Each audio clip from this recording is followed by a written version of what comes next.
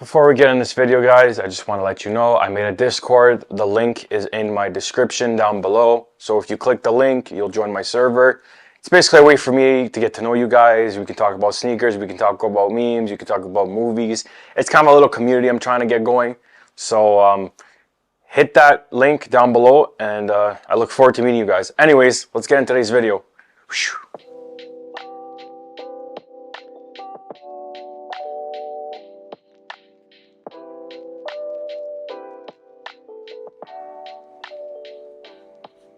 Welcome back, everybody. I hope you've been enjoying the content I've been producing on my channel. I still have a lot of shoes to go to, but the numbers are coming down slightly, so I'm pretty happy about that.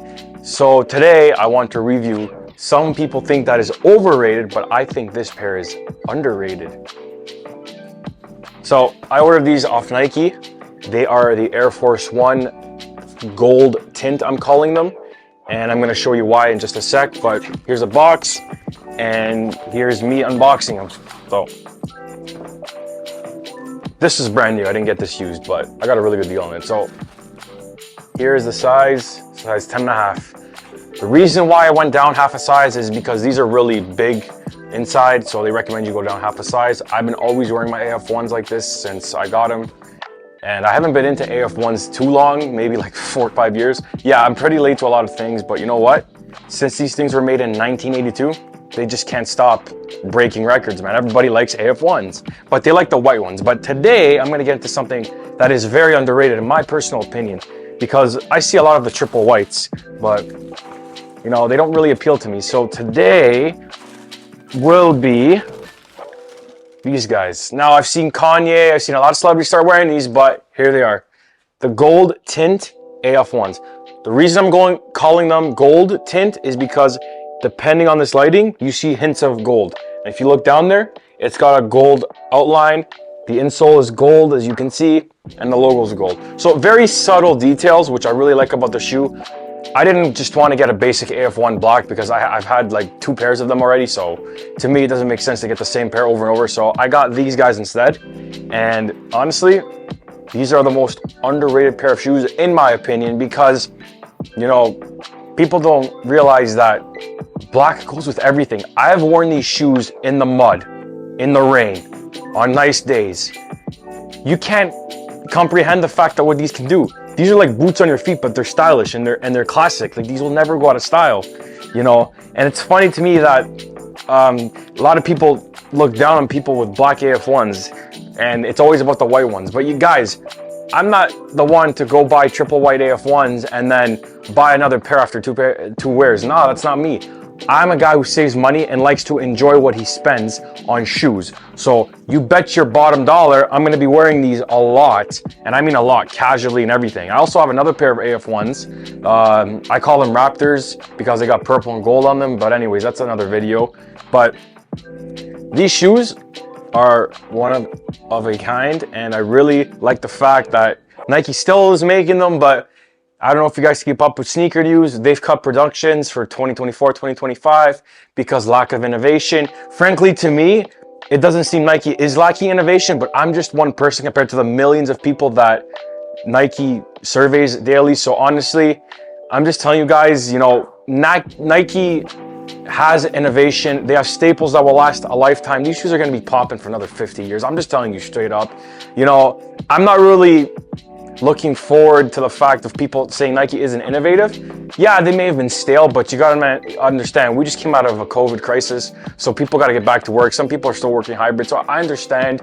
You know, we're all getting in the motion of getting back to work, but I guarantee you within the next 5 years, Nike's gonna drop some absolute bangers that you guys need to stay tuned to. I'm telling you guys that these may be the most underrated shoe right now. I know they're AF1s and AF1s are common, but these ones particularly are underrated. And I don't think a lot of people understand the value of these shoes. Yeah, they're a common pair of shoes. Yeah, I could have made it short, but I just want to express my feelings about these shoes because you can get a lot of use out of them. And you know, every AF1 comes with leather, so this is an all leather. It creases very easily, as you guys know. So it's got mesh over here. It's got a gold hit over there.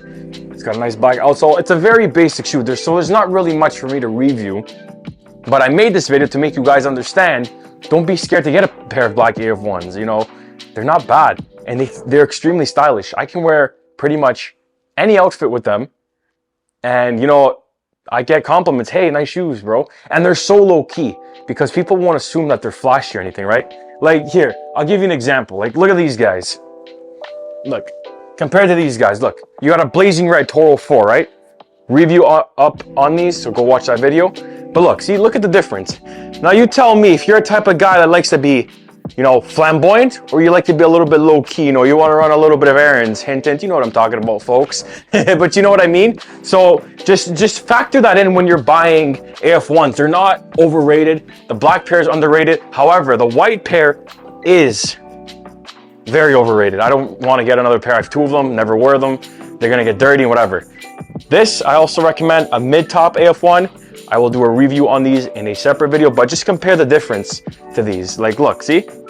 Low cuts and highs. But these are wearable. These are stylish too. And they're extremely comfortable. So, guys, you know what I mean? Don't be scared to buy AF1s because it's not bad. Just I stay away from white. They're gonna yellow. They're gonna look rotten after a while. I mean, if you like the sale look, by all means, go ahead. Go buy the shoes. I'm not stopping you. It's your money. But if you want to take my advice, for a guy who's been in a sneaker game almost a decade, black AF1s are the way to go, and I think they're going to be the new wave coming into 2025. And these are actually going to go up in price because Nike's cutting back on them. So just be mindful of that. Anyways, guys, this will conclude my review on those shoes. Like I said, I want to get my point across because I think it is very important that people understand that and not just come to this video expecting a typical review and a typical whatever sales pitch. I'm not selling you a sales pitch. I'm selling you facts based on my personal experiences.